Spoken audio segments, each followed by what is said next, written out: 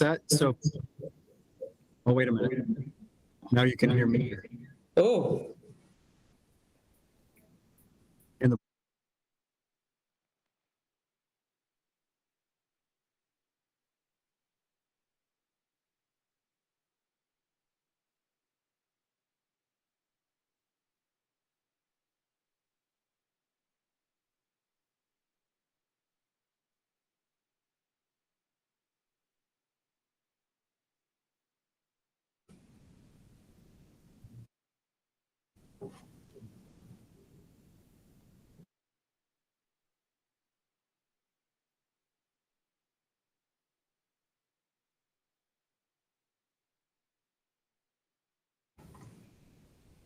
all right. Hi, everybody. Thank you so much. Sorry for the delay in getting started there. We had a little audio issue. My name is Katie Pederson, Director on the Hopkins School Board. Joining me today is Vice Chair Shannon Andreson and Assistant Superintendent Dr. Nick Lightfoot. We have received quite a few questions through the Google form. Just so that all people are clear, this is being live streamed on our YouTube link. We are not accepting people into the meeting itself. We'll be reading and responding to questions via the YouTube live stream. So first of all, I just wanted to give everybody a little bit of background on how we arrived where we're at today.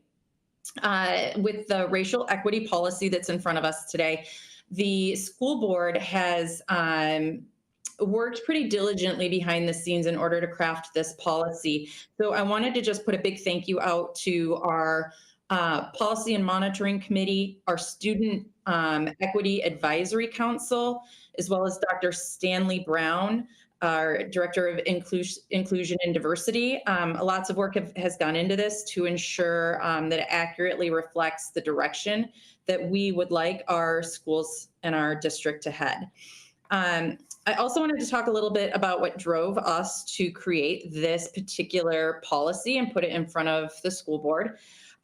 First and foremost, it's really stemming from Vision 2031, which is driving all of the direction of our school district and making sure that we are second to none. So Vision 2031 has a core value of vigilant equity. And so with that, we are, really re-examining our policies from an equity perspective using an equity lens. We also are very thoughtful about making data-driven decisions. Our efforts around the World's Best Workforce, which is a state effort and initiative to ensure achievement and outcomes for all of our students, we align those with data derived on equity, students of color performance versus students, sorry, I keep getting people trying to come into the meeting. It's a little distracting. Anyway, we take that data that we are given that is a part of World's Best Workforce, and we really look at how are our students performing across the spectrum. And some of those results have also driven this effort. And finally, during the 1920 and 2021 school years, we had an external firm, Symmetry Systems Unlimited, do an in-depth analysis and external audit of our district and our ability to be equitable across the spectrum. And some of those results from that audit have also driven this policy forward. I also want to be clear about the role of the school board in policy creation and policy approval. A school district school board is really a creation of direction, of vision, and of policy. We are not in charge of the implementation of those policies. We really look at the fiscal governance of a district and the vision, and the experienced and creative leadership team that we have in place under Superintendent Dr. Mary Puri-Reed are going to be taking these policies and putting them to action within the district. So many of the questions we received was around implementation of this policy. And I just want to be clear that not all of those particular elements have been worked out. First, we create the policy, and then we use our incredibly talented leadership team to create implementation strategies around that policy. So knowing just those few little pieces off the bat, the way that we're going to format this is Shannon is going to be reading the questions that we receive from our community members. And I'm going to be responding via, we've had our curriculum, our innovation design and learning team. We've had our director of principal leadership. Many different cabinet members give us answers to some of these questions that are more around the implementation. So we'll do our best to respond to those. And then we also have Dr. Lightfoot to add some additional color from the implementation perspective. And then Shannon and I will really talk about the intent of the policy, where that applies in the questions. All right, Shannon, what's our first question? Thanks, Katie. I did want to just mention too that our community liaisons were really instrumental in the creation of this policy as well. I didn't want to forget all their hard work that went into this. And then also we got a lot of questions. Some of them are long, and I wanted to let everyone know that I will not be reading all questions verbatim, just so that we can keep this discussion focused and really on topic, which is about this particular policy that we are a new policy to the district. So with that being said, I will read the first question. I love that you are having this discussion and considering this policy. I saw that one of your goals was to reduce the amount of students of color receiving special education services. I wanted to share that I am a teacher in the Wayzata district and that I have recently had discussions with peers of how BIPOC students have less access to 504 plans than their white and Asian American peers. While I think that is always good to be reflective of practices such as labeling students disabled unnecessarily, we should also think about how to level access to accommodations like 504 plans that students might need to succeed. This is a balancing act, and I don't want to see the district tilting too much in one direction. There shouldn't be stigma associated with services that help kids, and we should make sure that all students get the resources they need. Thanks, Shannon. And thanks for that question. It's absolutely accurate and a really fantastic point from a trusted educator. It's why we do these types of listening sessions.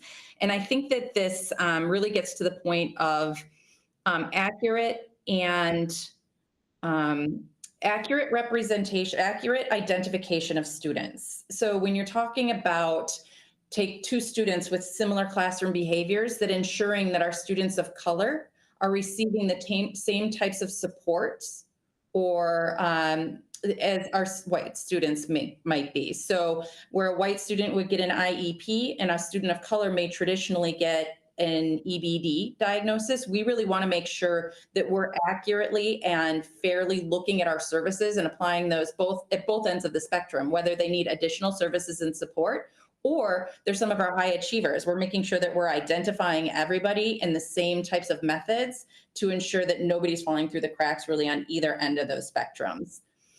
Shannon, I know you had some color to add with that one as well. Yeah, I think it goes back to what you were saying, Katie, with being intentional about identification for services. I think often when we see behaviors show up in a classroom, it can be easy to have a story behind what those behaviors mean, not necessarily have it be about what supports or challenges or enrichment a student may need, but instead the conversation can be more about how behaviors are disruptive. And I think we all as a community can take a better look at what we define as disruptive and what we define as being in need of support. And we do know when we look at the data across the state, not just in Hopkins, that is students of color are disproportionately identified with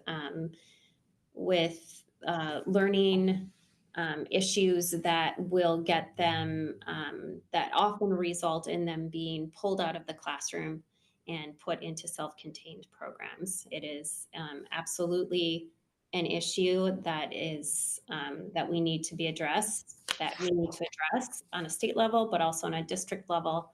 I think it is also really important that we do keep front and center what this question brings to light, is that it's a balancing act, and that there shouldn't be stigma, but that all students get the supports that they need when they're here in Hopkins.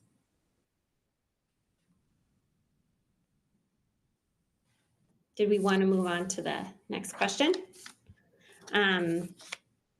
Next question is, why is this new policy necessary when there are already at least 2 policies in place that cover this topic? 102, equal education opportunity, and 655, eliminating the achievement gap. How would teachers and instruction change by implementing this new proposed policy?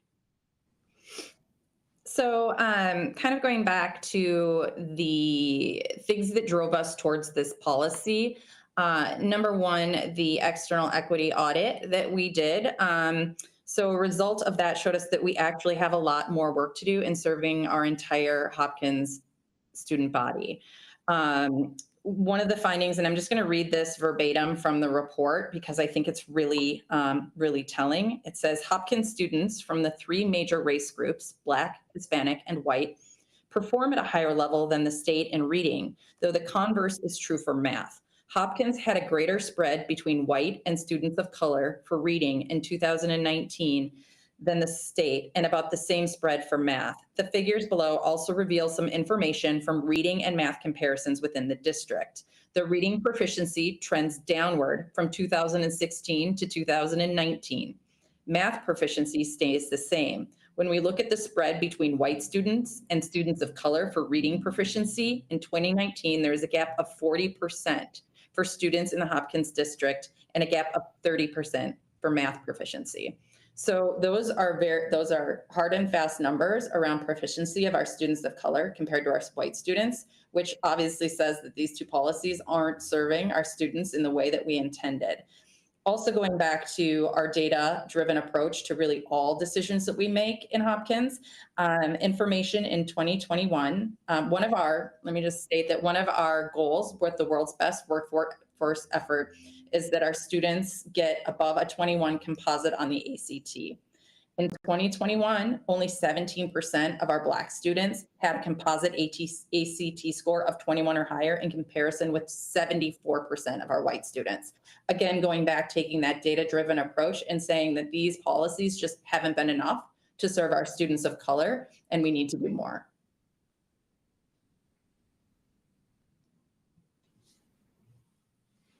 Thanks, Katie. I think that context is important.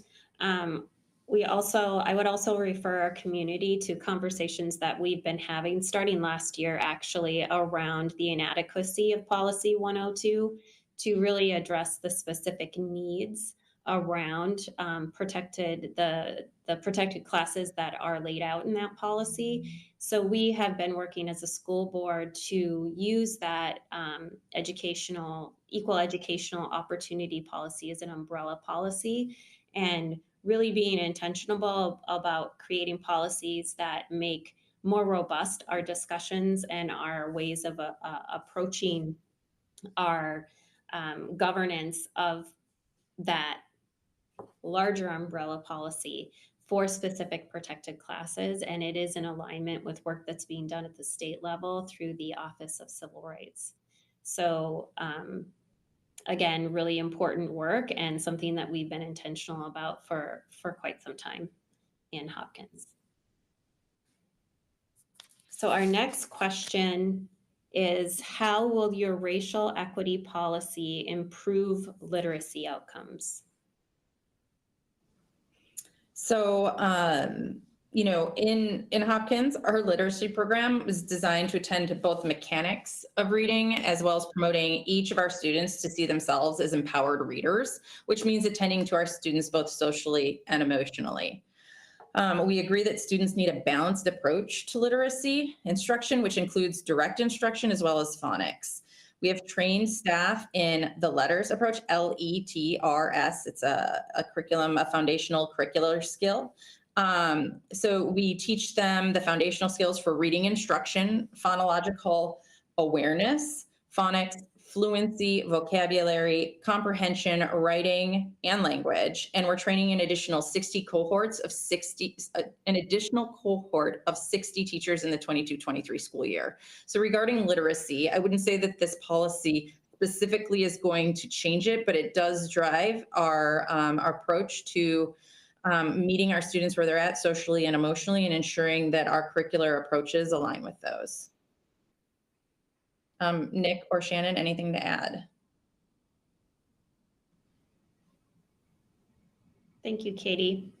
Next question is, what do you mean by, and the draft policy is quoted as saying, develop and maintain anti-racist curriculum and courses for students and staff, end quote. And then there's a reference to critical race theory.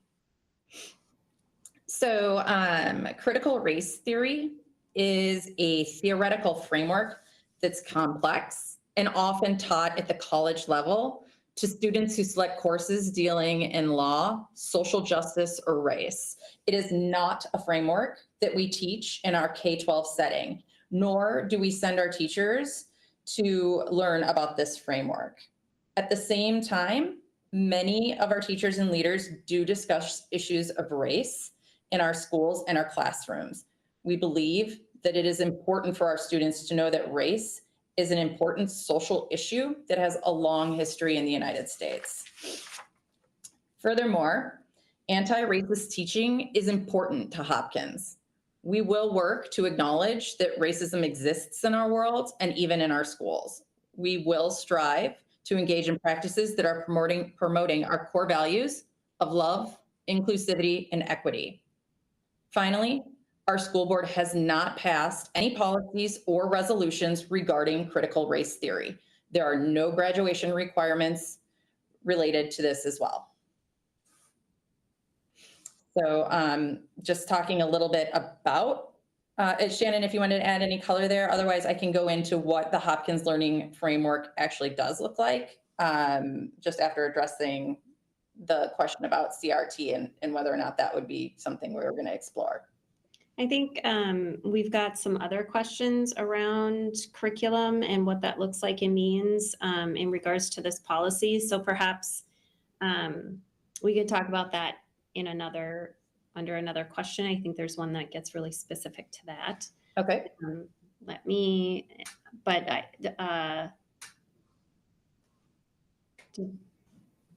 Assistant Superintendent Lightfoot, did you have anything else that you wanted to add to that before you move on to another question?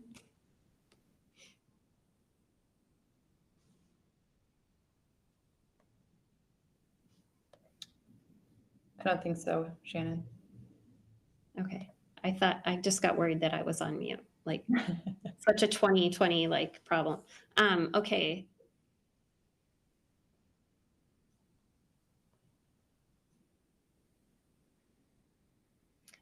Yeah, so the next question has 3 parts, but the first one I think would be really the learning framework would be a good response is, I would like to know, 1, what does anti-racist instruction and curriculum for students include? And so perhaps I think, and then there was also a question from the same questioner, what does racially sensitive social emotional development include? And I think that talking about the Hopkins Learning Framework Sure. responds nicely to that. Sure. Yeah. So the Hopkins Learning Framework, which is, our approach to our curriculum, it outlines a plan for personalized student-centered learning.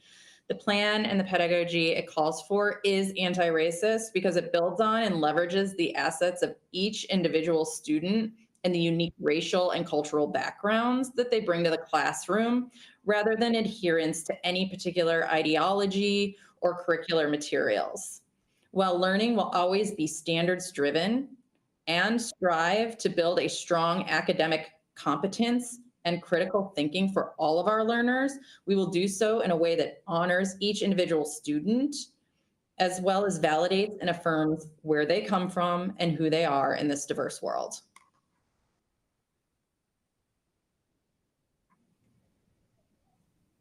I did also want to add into that part of where the curriculum and different references that are made in this policy came from is direct asks from our students who are wanting a more expansive and just a more expansive curriculum for them to find themselves in. And that can look a lot of different ways. The second part of that individual's question was about social emotional, racially sensitive social emotional learning. I think that making sure that we are listening to our students and what they're experiencing in the classroom is key, and that this draft policy reflects direct asks and our students' experiences. Are you good with me reading the second part of that question? And then there were 3 questions asked by this one questioner, and the second one is, are productive conversations about race specific to restorative practice? Or will all students be expected to participate in these conversations?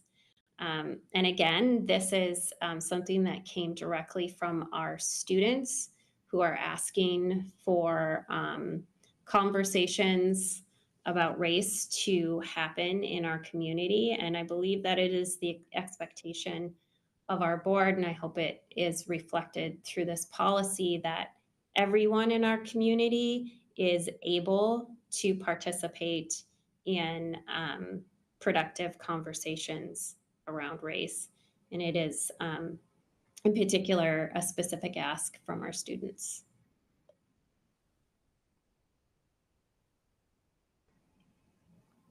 Did anyone have anything to add to that?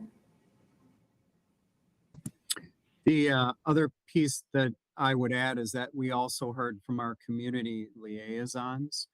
And as part of that work, what we also heard, that was a request from community members as well as an intentional inclusion in the policy.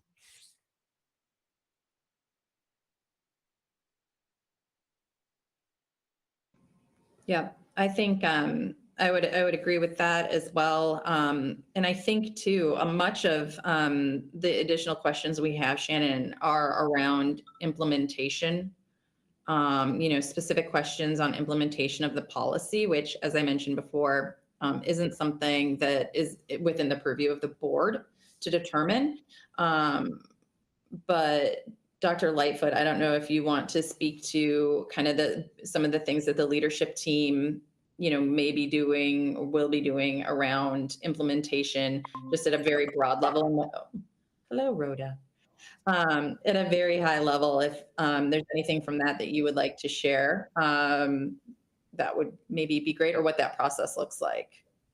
Is it okay, Katie, before we shift into that, there is a question specifically asking that. Should I read it out, and then Nick and hello, Superintendent Mary Peter Reed, perhaps we can then open it up?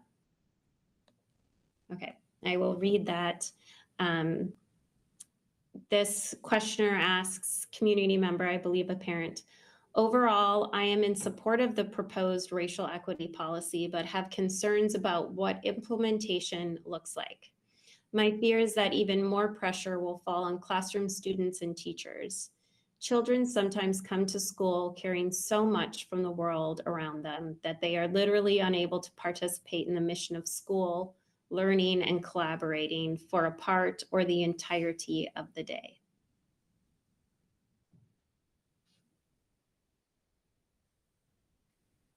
And I'd open it up to responses. I think, kind of first and foremost, that reality of our student body is absolutely a big reason why we feel that this policy is important. These stressors on all of our students, the expectations on them. We understand that not only our students, but our teachers have a lot on their plate. This policy is not meant to create more work, but rather to align the work with things that are going to allow our students and our teachers to feel more included, more safe, and that they're truly a part of the Hopkins district. And so I don't want this policy to look like something that's going to become a heavy lift, but rather something that's going to bring a bit of lightness back to our students who have maybe not felt included.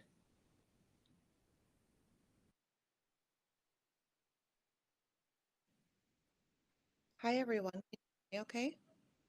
All right. Forgive my absence. I was making sure my kids got to where they had to go. I would concur with Clerk Pederson.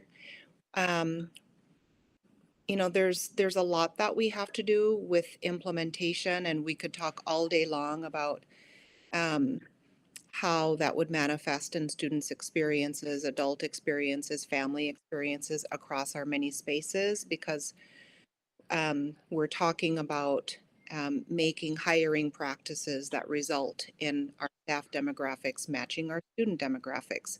We're talking about analyzing our programs for their effectiveness and how well they educate and prepare our scholars for the future. We're talking about our pedagogy, our pedagogical practices in classrooms to assess how effectively they deeply engage students, all students from many, many different walks of life, in learning that is rigorous and meaningful and connected to real world problems. So there's so many aspects of this racial equity policy. I do believe that the brunt of the implementation will be on the leaders in the system, mostly on school leaders and district leaders, but for sure, teachers and all of the adults who support our programs and classrooms and our teaching in classrooms will need to think about the mindset and behavior shifts that they need to engage in to support students in the ways that this policy recognizes. So I am not predicting further burden on or increased burden on students or learners. I think the burden of the implementation will be on adults. But there will be things that students will have to do differently, because in all classrooms, what is non-negotiable is that every single student feels seen and validated and affirmed. And if that means that students have to operate differently to participate in that community within each and every classroom differently, then we will be asking our students to look internally and assess how do I need to show up so that I am helping to create this safe and equitable learning space for not just for myself, but all of my colleagues. So those are some ideas that I have to the question. And we're all hoping that this is a huge value add for our system, one in which the rates, who is successful and who is unsuccessful is very predictable along the lines of race and parent income and access to resources, etc. Also, I see my face on two different, is that supposed to be happening here? Yeah, where it says Steve is the stream, and that's what everybody else should be seeing. But yeah, it's a bit disconcerting.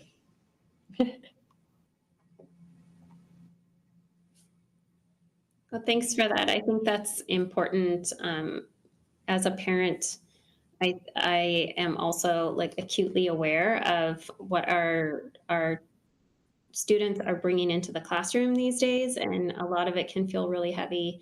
But I think that if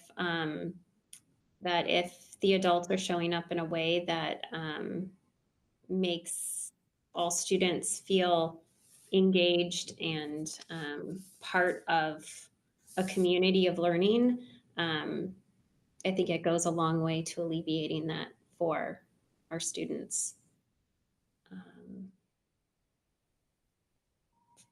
I think we have one more question, and there's a lot of questions in the question. So I will, unless there was anything else to add to this topic, implementation. Okay, I will pull that up. And I'm just going to read, it's a series of questions, and I think I'm going to go ahead and read all of them, and then we can pick out pieces perhaps to respond to. So what measures are being taken to fully support African American parents? What initiatives are being put in place to ensure that students are performing at the same levels as their white peers? What measures are being put in place to engage students in extracurricular activities? What are the plans to support African American families that will be impacted by the change in start times? And this also touches on truancy and educational neglect because of these changes. So number of filings around truancy. What trainings and accountability measures are in place for teachers, paras that exhibit racial misconduct towards students? So I just wanted to say that, again, this is a lot of implementation, which we spoke to too, but also I appreciate the specificity of these questions because I think that they are very much needed as next steps and ongoing conversations around policies like this one. And I did want to speak specifically, though, to the truancy issues. And that is something that we are often constrained by when we are crafting policies, state and federal law. And truancy is one of those that we are kind of constrained as a district around meeting state statute. But we are aware that what is within our sphere of influence is that that policy does need to be reviewed. And we also need to make sure that that policy and our practice needs to be consistent across the district and also looked at through this policy and also our equity lens. So with that, I'll open it up to other people to respond. When I think, Director Andreson, thank you for that. The other important element for the community to know, perhaps, is that we do have an equity lens rubric that we do utilize with those key questions when the board explores those policies. And with the intentionality of the racial equity policy, it will also inform that equity lens so that when we do have additional policy review, like our attendance policy or other related policies, that we keep all of the outcomes and intentionality in front of us as we have those conversations on the board. So I think the question, really moves it forward in a way of saying, if the policy is in place, when you do that deeper level of analysis, how will this impact the way that those future policy reviews happen? And what will be the outcomes of that, given that we would have a racial equity policy that would guide some of this work as well?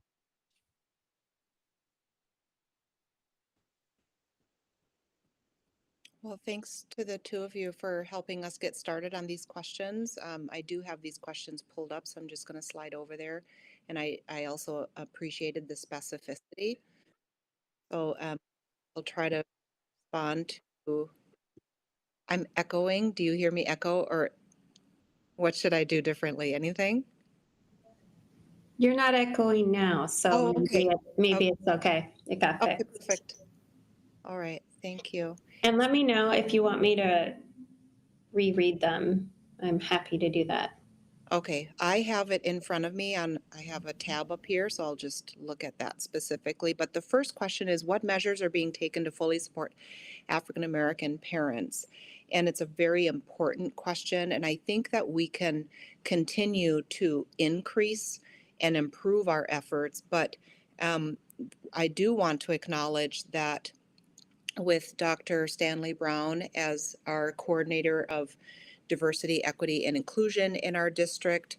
And we have family liaisons spread throughout the district. We have increased the number of parents of our Black and African Americans, or African and African American students. We've increased the number of parents of those scholars who are attending meetings with us to let us know what their experiences, what their students' experiences have been in our schools, whether positive or really needing a critical review. And I think at this last session that we had for parents of Black students, and I say parents of Black students because sometimes we have white parents in this space who have a Black child.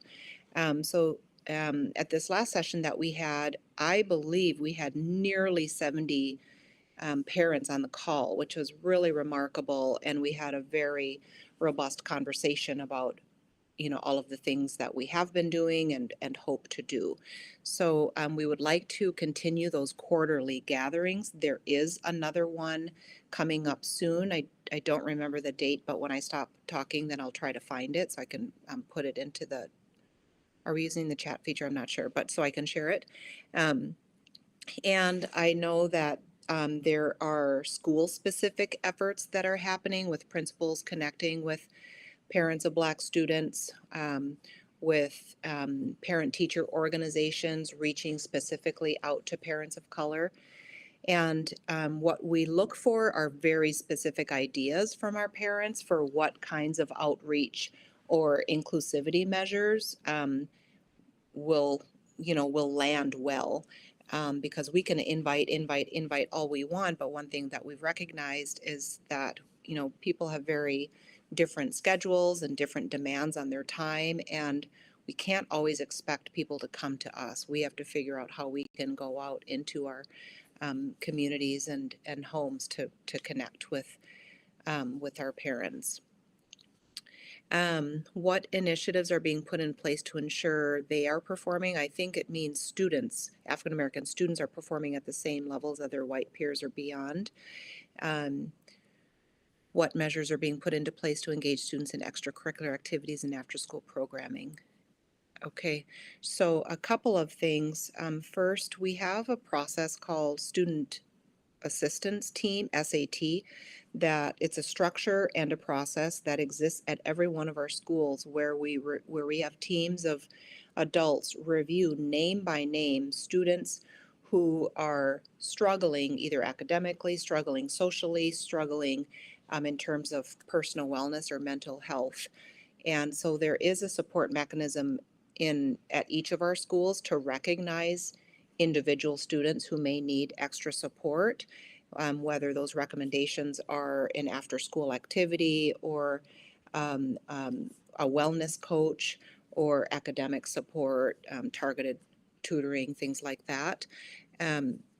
We also had a leadership gathering just yesterday, actually, and the topic for our 3-hour session together was what data points can we review about our students, the students that we serve, that helps us identify how to properly place them with teachers next year. And so, this whole idea of how we specifically support our students of color, and other students who may need unique or different support, how do we look at who they are as individuals and all of the unique characteristics that they bring, that they have, and begin to thoughtfully place students in cohorts or match students with teachers, with the idea that if we do really thoughtful and intentional student-teacher matching, then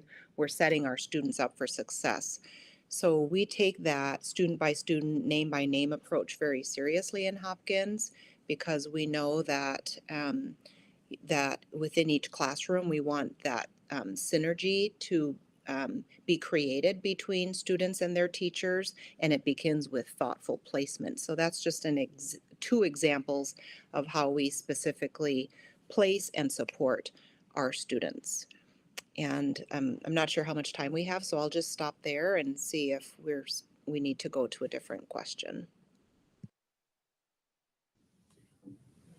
I think that this was our last question, but I did want to give everyone an opportunity. And Katie, tell me that you have other plans if that's the case. But if we have opportunity for our final thoughts, or Nick, if you I thought that if you had a response to that last question, I think there's a couple more. There is, I know that this was very specific around what trainings and accountability measures are in place for teachers, paras, I would say, adults working in the district that exhibit racial misconduct that's called out in the policy specifically. And I did just want to mention that again, that request of having a form that students could complete when they do experience this. And we do know that our students do experience this in Hopkins public schools, that that we are making sure that giving our students a voice in those moments through a form that they can submit. So that is in the policy, but not, and I just wanted to mention that, but not specifically what the response to it will be. So not sure if anyone wants to speak directly to that, or yeah, and I think I did talk about the truancy piece, so. I think the other element that you identified, Director Andreessen, is that within the policy, there are those accountability measures, and those measures of really looking at how we have the policy drive those practices that when we look at our need to implement, that they are done in a way that are aligned with the desired outcomes that are stipulated at the end of the policy. And I think, truly that was a lot of the work of the board monitoring committee, was to be very intentional in gathering information from the community, from our students, from those involved in the policy review, such that we could make sure that they were driving the practices for accountability that we would want to continually put in front of the board to make sure that this policy is driving the exact work that we talked about, so that if we are getting disproportionate impacts that might impact individual families because of a change in start times, that we are able to respond accordingly. And in that response, what would that entail? That would entail us engaging collective support practices. What might that look like with our before and after school care programs? What might that look like within our attendance policy?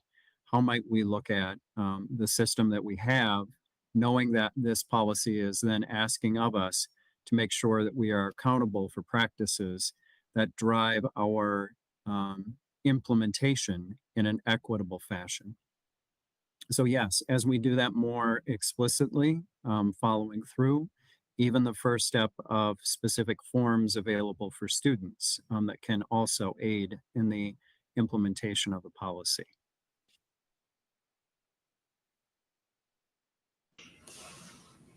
I think we can also add, Dr. Lightfoot, that we are in the beginning stages of developing a racial harm protocol. So with the idea that if we think about the examples of racial misconduct or micro macroaggressions that have been experienced in the past, what would be a predictable process, a thoughtful, intentional, predictable process that we as adults will follow when a staff or a student or a parent brings us an incident around racial harm. And this would be a protocol that we practice, and finesse it every time we practice it, so that it can iterate in after every instance of being used, and become better at helping us thoughtfully and with high standards and high expectations address issues around racial harm. So that will definitely be part of the tools that we will have to hold folks accountable.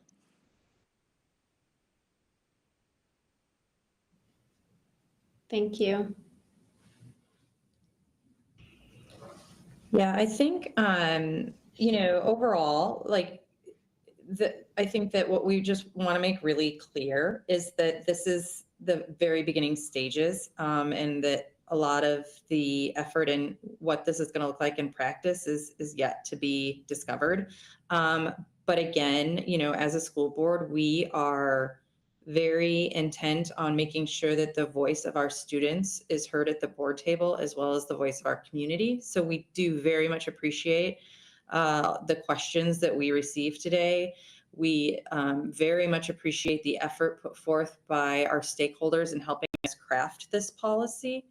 I hope that it's been made clear for anyone that expressed concerns that this is truly an effort at inclusivity, and not an effort to, I think there were a few questions around socio-political positioning and being in vogue. And this is more about, following vigilant equity driven by Vision 2031, making sure that we're creating safe places for all of our students.